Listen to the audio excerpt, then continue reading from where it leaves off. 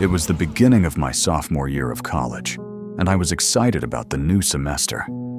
My friends and I had just moved into a shared apartment near campus, just a 5-minute walk away, and everything felt beautiful and perfect. The location was great and cozy. The building looked a little old, with old wooden floors creaking underfoot and a fireplace that added a pleasant warmth. It was a place you would see in a movie, and we thought it would be ideal for us to spend the next few years there. But without me realizing it, there was something strange and wrong with the apartment. And it was something that I will never be able to forget until today. And I can still feel the trauma when I think back to those times. It all started the first week we moved in. In the morning and afternoon, the atmosphere in the apartment felt normal and even very comfortable. But at night, we often heard strange sounds, like soft, scratching sounds, coming from the walls. At first, we just thought it was the sound of old plumbing, or maybe the house was starting to deteriorate due to old age. But the noises got louder as time passed, and I felt something was wrong. It wasn't just the apartment that was making the noises. There was something else going on in the apartment. In the second week, one night, I had to stay up late studying for an exam. My other friends had gone to bed hours ago, and the house felt eerily quiet. I was sitting at the kitchen table, surrounded by my textbooks, when I heard it again. It was a scratching sound. It started as a faint sound, came from behind the wall, then slowly got louder. It felt like something was trying to break through the wall and get out. My whole body was covered in goosebumps, but I was still trying to focus on my studies, pretending it was just the usual noises in the apartment. But the scratching sound didn't stop for a while, and it got closer and louder. Then the sound changed. It wasn't just a scratching sound anymore. It was a soft, slow, pulling sound, followed by a faint tapping sound. It was like something, or someone, was crawling around the wall. I was scared and froze. My heart began to pound. I got up and checked the door, but everything seemed normal. I walked down the hallway. My footsteps echoed as I moved in the stillness of the night. The walls were suddenly silent. I stood there for a moment, listening to the heavy silence. My mind was in disarray, and my breath caught in my throat. A few moments later, I heard a knock on the door. A single, deliberate knock. I hesitated for a moment, then moved slowly to open it. When I looked outside, no one was there. The hall was empty and cold. I quickly closed the door, my heart pounding. That was when I realized something that made my blood run cold. The knocking wasn't coming from the door, it was coming from inside the walls. The realization struck me hard, like a ton of bricks. Something was in the walls of our apartment. The next few days passed in a state of anxiety and fear. Each night, the noises grew louder and louder. It wasn't just scratching anymore. Faint but distinct whispers could be heard through the walls at night. I could barely sleep. My friends were too scared, but none of us knew what to do. It felt like we were being terrorized, and it seemed like we weren't alone in the apartment. We even began to leave all the lights on every night. Then, the next night, a big storm came. The wind was howling through the trees outside. The rain was pouring down really hard, and there was a lot of thunder. It was the storm that made you want to stay inside all night. But that night, something horrifying happened. Something none of us could explain. We were all in the living room, trying to distract ourselves with a funny movie, when we heard it. The scratching sound came again, but it was loud, deafening this time. Something was clawing at the walls, trying to break through and get out. Then the lights flickered a few times and went out, plunging the apartment into darkness for a split second. When the lights came back on, we saw something that made us scream. Suddenly, a small crack appeared in the wall next to the fireplace. It had never been there before. It grew wider by the second, and as we stared in horror, there was something moving inside it. It was like a shadow, rolling and crawling through the crack. It was a shape, but not human. It was something darker, something that should not be in this world. Terrified, we ran to the door, but when we tried to open it, it wouldn't open. The lock was jammed as if something on the other side held it shut. We were trapped inside. The crack in the wall grew larger, and its shape began to take shape. It moved closer to us, its dark presence pressing on the air. We could hear faint, hoarse whispers, words we couldn't make out, coming from the crack. Then, the shadow began to crawl out through the crack. That's when we heard the knocking again. But this time, the knocking wasn't just coming from the wall, it was coming from the floor beneath us. The entire apartment shook with each knock, as if something was pounding from below, trying desperately to break through. I don't know how long we stood there, paralyzed with fear, but eventually the knocking stopped. The shadows on the wall slowly disappeared, and the cracks slowly closed. The apartment was quiet again. The storm outside had passed, and we were in the darkness, trembling with fear. After that, we never spoke of that night again, but we all knew what we had experienced. The apartment was not just haunted by strange noises. It was haunted by something ancient that had been lurking within its walls for years. After that night, none of us dared stay in that apartment. We packed our things and left the next day without looking back. I still don't know what was inside those walls, but I can never shake the feeling that something remained waiting. And sometimes, when I close my eyes, I hear the knocking again, just like before. At first it was soft, but then it got louder and clearer. Maybe it was just my imagination, or maybe it was still trying to get out. Before we dive into the next story, if you're here for the first time, please consider subscribing to our channel and clicking the bell icon so you won't miss any of our upcoming stories. Your support truly encourages us and helps this channel continue to grow. And don't forget to share these stories with your friends and family. Thank you.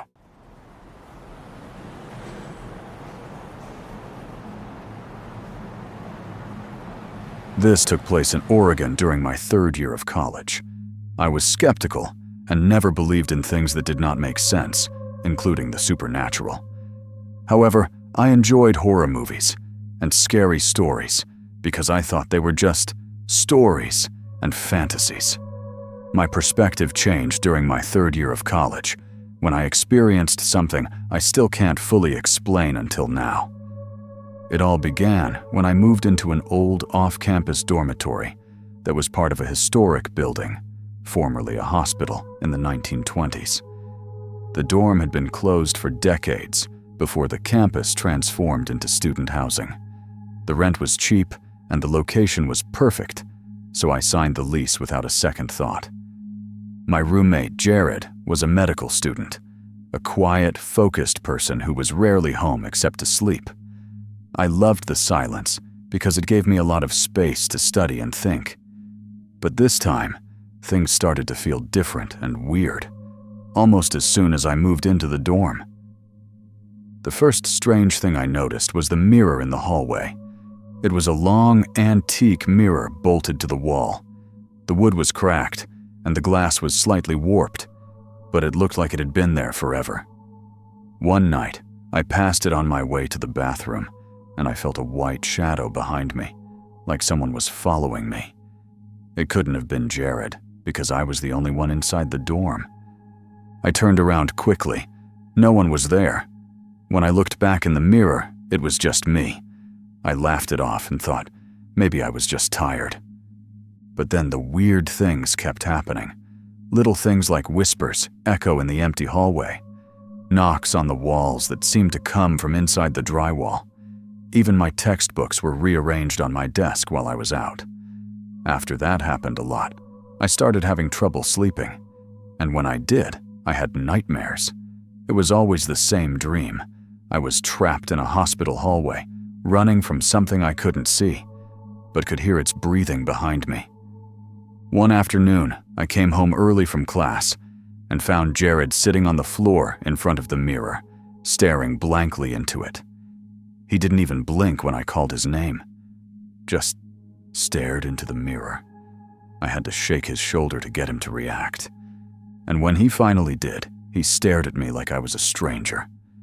Then he said something that made my stomach churn. "Did you hear her whisper your name too?" I was stunned and didn't know what to say.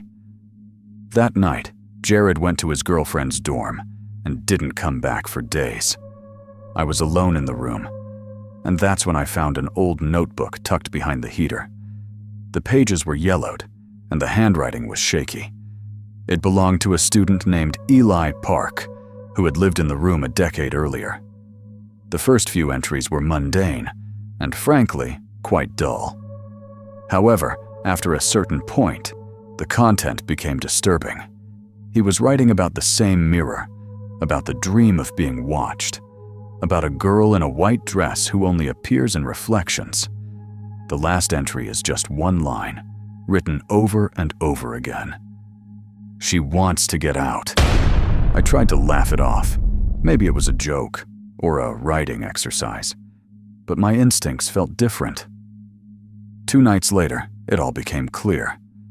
I woke suddenly at 3:17 a.m. My phone screen lit up beside me. There were no notifications at all. The room was cold, colder than usual. I heard the floor creaking in the hallway. Then silence. Then a woman's voice whispered, "Come and see me." I froze. I knew I was the only one in the room. Jared still hadn't returned. The whisper came again, closer now. "Come, see me." The whisper came from the mirror. Against all logic, I stood. Slowly. The hallway was dark except for the soft streetlight glow outside the window. I walked to the mirror. My reflection looked normal, tired and scared, but normal. Then it blinked. But I didn't blink.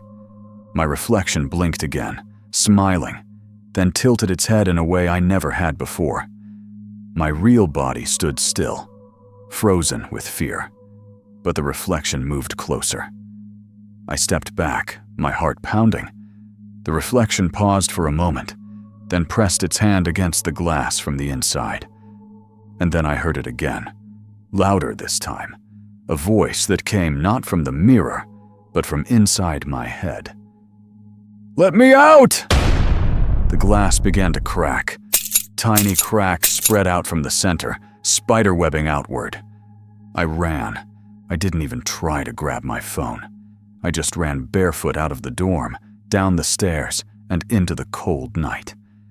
I ended up spending the night at a friend's apartment across campus. I didn't sleep at all, just sat there, shaking, trying to convince myself that I wasn't going crazy. The next morning, with the sun and people around, I finally gathered the courage to return. But I couldn't do it alone. I brought my 2 friends with me. When we got to the room, everything seemed normal. The mirror was still cracked, the book was gone, and the chill had disappeared. But I couldn't shake the feeling that something was still there, watching. I packed up my things in silence. It took me 15 minutes. My friends waited inside with me. I didn't dare look in the mirror again. And that was it. After that, I never went back to that room again. I told the university I had a family emergency and needed to move back home for the rest of the semester. Then I found something that shook me even more. The dorm room I was staying in, room 3B. It had been closed for years due to structural issues. They had just reopened it that semester. I tried to find out more about Eli Park, the student who wrote the notebook, but no one seemed to remember him. No notes, no social media, nothing. It was as if he had been erased. To this day, I still don't know what I saw, or who was in that mirror.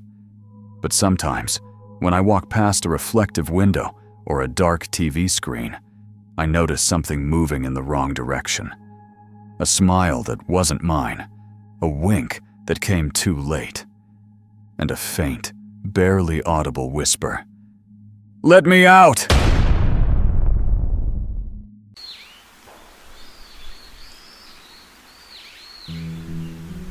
My name is Kevin, and this incident happened when I was in my 3rd year of college in a small town where winter seemed never-ending. It all started with a group assignment in a psychology of human behavior class. Our professor, Mr. Hartwell, was a strict and always serious lecturer and had a reputation for never tolerating laziness. He randomly assigned groups for a case study assignment that would last an entire semester. I remember clearly that he had read out the names of my group members in class. Me, Jenna, Luis, Ava, and Darren. Out of all of them, I only knew Jenna. The rest had never been in the same class before. We first met in the library, rented a small study room, and started discussing. Everything seemed normal until Darren showed up. He was late, his face was pale, he rarely spoke, and he didn't make eye contact once. We thought he might be quiet or introverted, so we didn't want to push him too much. He just sat in the corner, writing something down, and occasionally nodding when discussing the project. But now, when I think back, there was something strange about him, something we didn't realize until it was too late. Over the next few weeks, we met regularly, but Darren would come whenever he pleased. Sometimes, he would just sit in the room, even though no one saw him enter. Darren also never replied to the group chat. However, when asked about his part of the assignment, he always handed over neat handwritten notes, and his analysis was also deep. We thought he was a strange but useful type of genius. Finally, the first strange incident began to appear.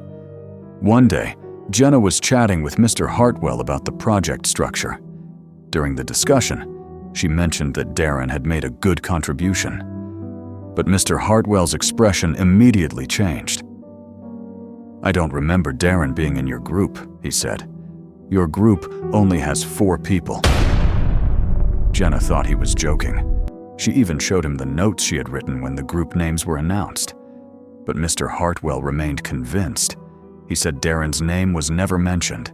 It wasn't in the official documents either. When Jenna told us, we were all dumbfounded. I also reopened my notes. Darren's name was there. We decided to ask Darren directly at the next meeting. But that week, Darren didn't show up. He didn't show up the following week either. And from then on, things got weirder. I felt like I was being watched. Not just on campus, but even when I was alone in my room. Ava said she often woke up in the middle of the night because she heard soft whispers outside her dorm door. Louise found pages of strange assignment notes containing detailed discussions we had never discussed.